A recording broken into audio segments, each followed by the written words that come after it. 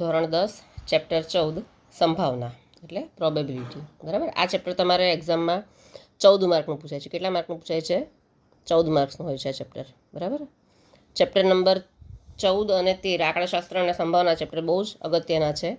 ચલો, સંભાવના કોને કહેવાય? સંભાવના એટલે આપણે શું કહીએ? શક્યતા. હે ને, કે આજે વાદળ છે તો વરસાદ આવવાની શક્યતા છે એવું કહીએ છીએ ને, તેને શું કહેવાય છે? સંભાવના. તો અહીંયા શું લખ્યું છે કે સંભાવના એ કોઈ પણ ઘટના થવાની શક્યતા દર્શાવે છે. કોઈપણ ઘટના કોઈપણ ઘટના આપણે નામ આપી દઈએ છીએ એ નામ. બરાબર, તો કોઈપણ ઘટના ની સંભાવના માટે 0 less or equal than P of A. P એટલે પ્રોબેબિલિટી, શક્યતા. બરાબર, ઘટના એની શક્યતા P of A less than or equal to 1. ચલો, આ લેસ ધેન ઇક્વલ ટુ એટલે શું છે? ઘટના છે તો 0 અથવા 0થી મોટી હોઈ શકે છે. કોઈપણ શક્યતા, કોઈપણ ઘટના થવાની સંભાવના કેટલી હોય? અથવા તો 0 હોય અથવા 0થી મોટી હોય, અથવા તો 1 હોય અથવા તો 1થી નાની હોય. બરાબર, તો શું કહે છે? સંભાવના કેટલી હોય? 0 less or equal than P of A less or equal than 1 હોય કોઈપણ ઘટના એની સંભાવના માટે. પછી અશક્ય ઘટનાની સંભાવના 0 હોય. અશક્ય ઘટના છે, એમ ધારો કે એમ કહો કે સૂરજ છે પશ્ચિમમાં ઉગે છે, પશ્ચિમમાં ઉગશે, તો એ શક્ય છે? નથી ને. તો અશક્ય ઘટના છે કે જે શક્ય જ નથી, એની ઘટના કેવી હોય? સંભાવના 0 હોય. ચોક્કસ ઘટનાની સંભાવના કેટલી હોય છે? 1. સૂરજ પૂર્વમાં ઉગે છે તો આ શક્ય છે, તો એની સંભાવના કેટલી છે? 1 છે. પછી જે પૂરક ઘટના, જો આ તમારે આપણે ઇન્ટ્રોડક્શન પહેલાં આપણે એટલે આપણે સમજી લઈએ કે ઇન્ટ્રોડક્શન આપણે સમજીશું ને પછી આપણને આખું ચેપ્ટર ખૂબ ઇઝી લાગશે. બરાબર, એટલા માટે આપણે પહેલાં શું કરીએ છીએ? થિયરી સમજી લઈએ છીએ. પછી પૂરક ઘટના. તો પૂરક ઘટના એટલે ઘટના એ નહીં, કોઈ પણ ઘટના એ છે એ નહીં ને ઘટના એની પૂરક ઘટના કહે છે. એટલે કોઈ પણ ઘટનાની વિરોધ ઘટના, તો એને શું કહે છે? પૂરક ઘટના. તો ઘટના એ નહીં ને ઘટના એની પૂરક ઘટના કહે છે અને તેને એ બાર દ્વારા દર્શાવાય છે. કેવી રીતે દર્શાવાય છે? એ બાર, એની ઉપર આવી રીતે લીટી કરીએ ને તો એને શું કહેવાય છે? એ બાર દ્વારા દર્શાવાય છે. એની ઉપર આવી રીતે ડેશ કરવાનું. કોઈપણ ઘટના એની સંભાવના અને તે ઘટનાની પૂરક ઘટના એ બાર, બરાબર, ની સંભાવનાનો સરવાળો હંમેશા કેટલો થાય છે? 1. એ અને એ બાર એનો સરવાળો કેટલો થાય? 1 થાય છે. સૂત્રમાં આપણે બતાવવું હોય તો શું લખવાનું આપણે? P of A plus P of A bar, બરાબર, એનો સરવાળો કેટલો થાય? 1. બરાબર, એ એટલે ઘટના અને ઘટના નહીં, સંભાવના, કોઈપણ ઘટનાની સંભાવના અને સંભાવના નહીં, એ પ્લસ એ બાર એનો સરવાળો હંમેશા કેટલો થાય? 1 થાય છે. જો ધારો કે આવી રીતે કે જો એમ આપેલું હોય કે આવી રીતે આપેલું કે જો પી of A is equal to 0.25 આપેલા હોય, બરાબર હોય, તો તમને એમ કે પી ઓફ એ બાર શોધો, કેટલા થાય? એવું કહે તો શું કરવાનું? સૂત્ર મૂકી દેવાનું. P of A plus P of A bar બરાબર બરાબર કેટલા થાય? 1. હવે બંનેની કિંમત મૂકી દેવાની કે પી ઓફ એ તો આપણને ખબર છે, પી ઓફ એ કેટલા છે? 0.25 છે. તો આપણે સૂત્ર ખાલી સમજવા માટે જ લખ્યું છે. 0.25 પ્લસ પી ઓફ એ બાર આપણે શોધવાના છે ને, તો પી ઓફ એ બાર બરાબર 1. તો હવે માટે પી આપણે શું કરશું? પી ઓફ એ બારને કરતાં બનાવીશું. એ બાર શોધવાનું છે તો બરાબર શું થાય? 0.25 હજી બરાબર 1 અને 0.25 સામે જતા રહેશે એટલે -0.25 થઈ જશે. બરાબર, -0.25. તો માટે કેટલા થાય? પી ઓફ એ બાર બરાબર 1માંથી 0.25 જાય તો કેટલા થાય? 0.75. તો આવી ગયો આ જવાબ. પી ઓફ એ બાર આપણે શોધવાનું હતું ને, તો આવશે 0.75 થશે. બરાબર, એટલે આપણે સૂત્રનો ઉપયોગથી આપણે આ શોધ્યું છે. આ ખાલી ઉદાહરણ માટે તમને સમજાવ્યું છે. પછી છે કોઈપણ ઘટનાની સંભાવના શોધવાનું સૂત્ર. સંભાવના, આ ઘટના કેટલી વાર થઈ શકે? તો સંભાવના શોધવાનું સૂત્ર છે તો કયું થાય?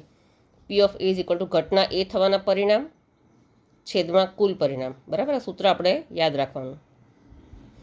ઘટના એ થવાના પરિણામ છેદમાં કુલ પરિણામ. બરાબર, પી ઓફ એ કોઈપણ ઘટનાની સંભાવના શોધવા માટેનું આ સૂત્ર છે. પછી છે સમસંભાવી પરિણામ કોને કહેવાય? તો સમસંભાવી પરિણામ કોને કહેવાય?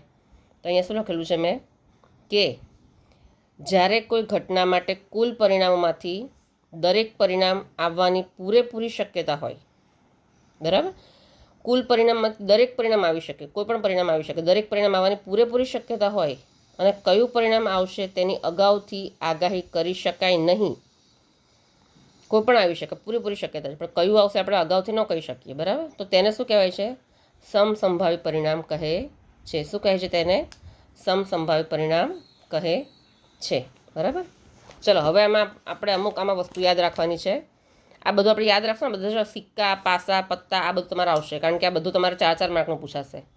તો આપણે ખાલી થોડુંક સમજી લઈએ. સિક્કો, સૌથી પહેલાં આપણે સમજવાનું છે સિક્કો.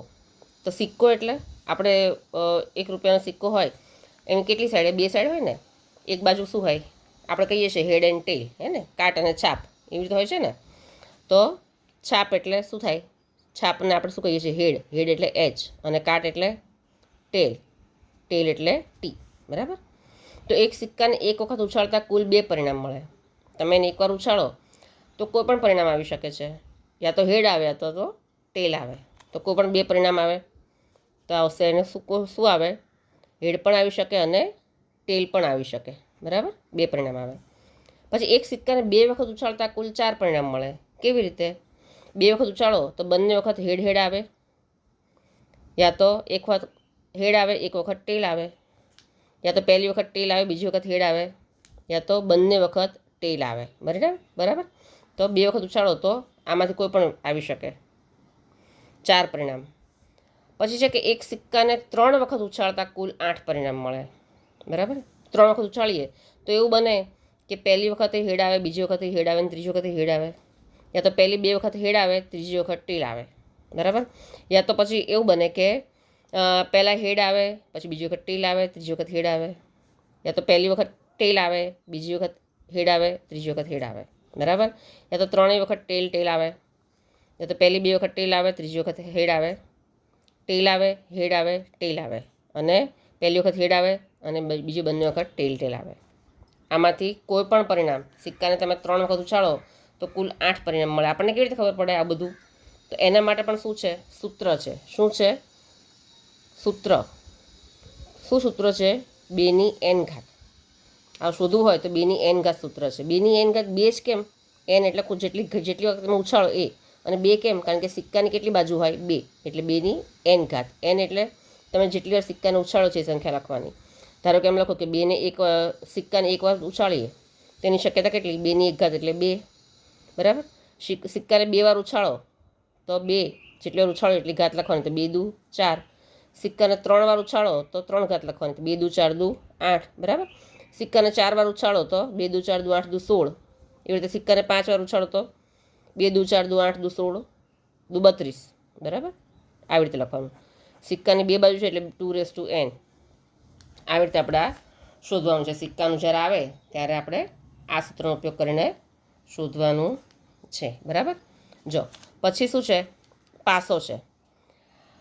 પાસો એટલે એક પાસાને એક વખત ઉછાળતા કુલ 6 પરિણામ મળે. પાસો એટલે આપણે સાપ સીડી રમીએ કે કરીએ તેમાં પાસા હોય છે ને, 6, 1, 2, 3, 4, 5, 6, એવી રીતે 6 બાજુ 6 લખેલા હોય, 6 સુધી એમાં ડોટ કરેલા હોય છે, હે ને. એક બાજુ 1 ડોટ, પછી 2 ડોટ, 3 ડોટ, એવી રીતે 6 ડોટ કરેલા હોય છે. તો ટોટલ એક પાસાને એક વખત ઉછાળતા 6 પરિણામ મળે. 1 પણ મળે, 2 પણ મળે, 3 પણ મળે, 4 પણ મળે, 5 પણ મળે, 6 પણ મળે, બરાબર. કાંઈ પણ મળી શકે. જો 1 પણ મળે, 2, 3, 4, 5 અને 6, આ બધામાંથી કાંઈ પણ આવી શકે છે, એટલે 6 પરિણામ મળે. પછી શું છે? 2 પાસાને એક સાથે ઉછાળતા કુલ 36 પરિણામ મળે. કેવી રીતે 36 મળે? તમે 2 પાસાને એક સાથે ઉછાળો અથવા તો એક પાસાને 2 વાર ઉછાળો, બંને સરખું જ છે, તો કેટલા પરિણામ મળે? કુલના 36. જો 2 પાસાને એક સાથે ઉછાળો તો યા તો શું આવે? બંને પાસામાં 1 1 આવે, યા તો બંને પાસે એકમાં 1 આવે, એકમાં 2 આવે, એકમાં 1 આવે, એકમાં 3 આવે, પહેલા પાસામાં 1 આવે, બીજા પાસામાં 4 આવે, એકમાં 1 આવે, એકમાં 5 આવે, એકમાં 1 આવે, એકમાં 6 આવે, બરાબર. એવી રીતે પહેલા પાસામાં 2 આવે, બીજા પાસામાં 1 આવે, પછી 2 2 પણ આવે, 2 3 આવે, 2 4 આવે, 2 5 આવે, 2 6, બરાબર. કાંઈ પણ આવી શકે. 3 1 3 2, 3 3, બંનેમાં 3 આવે, એકમાં 3 એકમાં 4 આવે, એકમાં 3 એકમાં 5 આવે, એકમાં 3 એકમાં 6 આવે. એવી રીતે પહેલા પાસામાં 4 આવે, બીજા પાસામાં 1 આવે, પહેલામાં 4 આવે, બીજામાં 2 આવે, 4 3 હોઈ શકે, 4 4 હોઈ શકે, 4 5 હોઈ શકે, 4 6 હોઈ શકે. પહેલા પાસામાં 5 આવે, બીજા પાસામાં 1 આવે, અથવા તો પહેલા પાસામાં 5 આવે, બીજા પાસામાં 2 આવે, બરાબર. એવી રીતે સેમ આવી રીતે જ 5 4 હોઈ શકે, 5 5 હોઈ શકે, 5 6 હોઈ શકે, એવી રીતે 6 1 હોઈ શકે, 6 2, 6 3, 6 4, 6 5 અને 6 6 હોઈ શકે. એટલી શક્યતા હોય. બે પાસાને એક સાથે ઉછાળો તો ટોટલ 36 પરિણામ મળવાની શક્યતા છે. એનું પણ સૂત્ર આપણે આવી રીતે ગણવા થોડી બેસશું. દરેક માટે શું હોય છે? સૂત્ર હોય છે. આનું સૂત્ર કેટલું? 6n. સિક્કાની બે બાજુ હોય એટલે 2ની n ઘાત. પાસામાં 6 હોય અંક એટલે 6ની n ઘાત. બરાબર. તો 6 એકવાર ઉછાળો તો 6ની 1 ઘાત તો 6 મળે. પછી 2 વાર ઉછાળો તો 6ની 2 ઘાત તો 6 6 36. 3 વાર ઉછાળો તો 6ની 3 ઘાત. 6 6 36, 6 216. બરાબર. ટૂંકમાં આવી રીતે સૂત્ર ઉપરથી આપણે દરેકમાં તો પાસાનું જ્યારે પૂછે ત્યારે આપણે આ સૂત્ર વાપરવાનું 6n. સિક્કો પૂછે તો 2n. બરાબર. આ રીતે આપણે આમાં સૂત્ર યાદ રાખવાનું છે અને આપણે આ રીતે એકવાર એમાં સમજી લેવાનું છે. બરાબર છે. પછી છે પત્તા આવે છે. જો આ બધું તમારે સમજવાનું છે પહેલાં, પછી ચેપ્ટર તો સાવ નાનું જ છે. પત્તા તો જો પત્તા સમજવા માટે કુલ પત્તા કેટલા હોય? 52 હોય ને, જોકરને બાદ કરીને. જોકરને યાદ રાખવાનો. 52 પત્તા હોય ટોટલ. તો જો કે કયા કયા એમાં કુલ રંગ કેટલા હોય? લાલ રંગના હોય. આપણે બધા જોઈએ તો લાલ રંગ દેખાય આપણને આખી કેટમાં. અને બીજો કયો રંગ દેખાય? કાળો રંગ. બરાબર. કાળા રંગના હોય. તો લાલ રંગના કેટલા પત્તા હોય? 26 પત્તા હોય. અને કાળા રંગના પણ કેટલા હોય? 26 પત્તા હોય. બરાબર. 26 × 52 26. હવે 26 પત્તા હોય એમાંથી શું હોય? કયા કેટલા હોય? 13. 26ના 2 ભાગ પાડો 13 પત્તા થાય ને. આપણે લાલનો ગલ્લો, લાલનો બાદશાહ એ બધા કહીએ છીએ ને. તો લાલના પત્તા કેટલા હોય? લાલના પત્તા કેટલા હોય? 13 પત્તા હોય. બરાબર. અને લાલ રંગ એટલે એમાં લાલના પત્તા આવે અને ચરકટના પત્તા આવે. બરાબર. લાલ અને ચરકટ બંનેનો કલર કેવો છે? લાલ જ છે. તો લાલ રંગના પત્તા 26 છે. એમાં 13 છે એ લાલના પત્તા છે અને ચરકટના પત્તા છે કેટલા છે? એ પણ 13 છે. બરાબર. 13 પત્તા છે. જો આ લાલ પત્તા આપણે સાઇન બધી ખબર છે ને કે લાલ હોય તો આ ટાઈપની સાઇન હોય, પછી ચરકટ હોય તો આવી સાઇન હોય છે. બરાબર ને, ચરકટની. તો 13 પત્તા ચરકટના હોય. પછી કાળા રંગના કેટલા પત્તા? કાળા રંગના પત્તા હોય 26. તો એમાં 13 એમાં પણ 13 ભાગ પડી જાય. કાળા રંગ કયા કયા હોય? તો કાળીનો હોય કાળો રંગ. અને પછી ફલ્લીના પત્તા હોય એના પણ કાળો રંગ હોય. તો આ છે કાળીના 13 પત્તા હોય. બરાબર. અને બીજા ફલ્લી હોય એના પણ 13 પત્તા હોય. ફલ્લીના પણ 13 પત્તા હોય. કાળીની સાઇન કેવી હોય છે? આવી હોય છે ને, આમ આવી રીતે હોય છે કાળી. અને ફલ્લી કેવી રીતે હોય છે? આમ આમ ને આ ટાઈપની કંઈક હોય છે. બરાબર. આ ફલ્લીની સાઇન આવી હોય છે. ટૂંકમાં બંનેના 13 આવી રીતે આપણે ડિવાઈડ કરી શકીએ. જો લાલ રંગ કે તો આપણે 26 પત્તા, લાલ પત્તા અને ચરકટ પત્તા બંને આપણે સમજવાના. કાળો રંગ કે તો કાળીના અને ફલ્લીના બંને પત્તા સમજવાના. પણ લાલનું પત્તું અને ચરકટનું પત્તું એવી રીતે કહે તો ખાલી લાલના પત્તા સમજવાના. સમજે? રંગ કહે તો આ બધા સમજવાના. પડી ખબર? જો પછી કહે છે મુખ મુદ્રાવાળા પત્તા કેટલા? આ પત્તામાં મુખ મુદ્રાવાળા પત્તા કેટલા હોય? કે જેમાં ચિત્ર આપેલું છે. મુખ મુદ્રાવાળા પત્તા કેટલા હોય? કેટલા હોય છે મુખ મુદ્રાવાળા પત્તા? એક તો ગલ્લો, રાણી, બાદશાહ. હે ને? ગલ્લો અથવા તો ગુલામ પ્લસ રાણી પ્લસ બાદશાહ અથવા તો રાજા જે આપણે કહીએ. બરાબર. ગલ્લો, રાણી, બાદશાહ. ગલ્લા કેટલા હોય? 4. રાણી 4 અને રાજા 4. દરેકના 4 4 4. બરાબર. હે ને? લાલ, ચરકટ, કાળી, ફુલ્લી દરેકના 4 4 પત્તા હોય. તો ટોટલ કેટલા થયા? 4 તરી 12. તો મુખ મુદ્રાવાળા પત્તા કેટલા હોય આમાં? ટોટલ 12 પત્તા. બરાબર છે. આ ખાલી આપણે ઇન્ટ્રોડક્શનમાં સમજવાનું છે. બરાબર. મુખ મુદ્રાવાળા પત્તા કેટલા હોય છે? 12 પત્તા હોય છે. ચલો પછી શું છે આમાં કે જો આ શું યાદ રાખવાનું કે ફ્રેન્ચ પ્રકૃતિશાસ્ત્રી કોમ્ટ ધ બફને એક સિક્કાને 4040 વખત ઉછાળ્યો અને 2058 વખત છાપ મેળવી.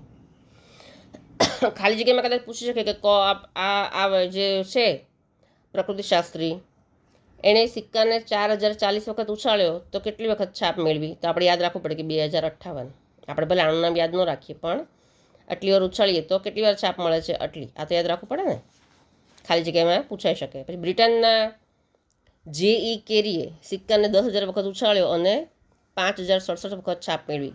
તો 10,000 વખત ઉછાળતા કેટલી વખત છાપ મળે છે? 5,067 વખત છાપ મળે છે. અને આંકડાશાસ્ત્રી કાર્લ પિયર્સે 24,000 વખત સિક્કાને ઉછાળ્યો અને 12,012 વખત છાપ મેળવી. તો આટલી વાર ઉછાળીએ સિક્કાને તો આટલી વાર છાપ મળે છે. ટૂંકમાં આટલું જ આપણે યાદ રાખવાનું છે. બરાબર. અહીંયા આપણી આ ચેપ્ટરની થિયરી પૂરી થાય છે. હવે આપણે શું ચાલુ કરીશું? આપણું ચેપ્ટર નંબર સ્વાધ્યાય 14. બરાબર.